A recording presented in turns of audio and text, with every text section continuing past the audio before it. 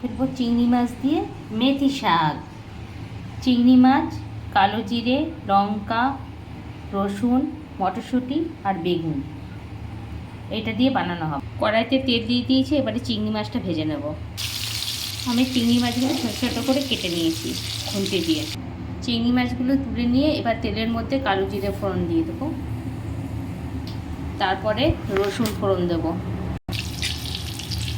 রসুনটা হালকা ভাজা হয়ে গেলে বেগুন দিয়ে দেবো। বেগুনটাকেও হালকা ভাজতে হবে। এবার বেগুনের মধ্যে মটরশুঁটি দিয়ে দিলাম। এবার আমি শাকটা দিয়ে দেবো। শাকের মধ্যে উপরে পরিমাণ মতো নুন হলুদ দিয়ে এটা মিক্স করে দেবো। এবারে চিংড়ি মাছটা দিয়ে শাকের সাথে চিংড়ি মাছটা মিক্স করে ঢাকা দিয়ে দিতে হবে। সামান্য একটু ঘি দিয়ে শাকটা হয়ে গেলে না। চিংড়ি মেথি শাক তৈরি হয়ে গেছে। এটা আমার সময় লেগেছে করতে হচ্ছে 20 থেকে 25 মিনিট। আর ঝটপট রান্না করে আমাকে কমেন্ট বক্সে অবশ্যই জানাবে। টাটা।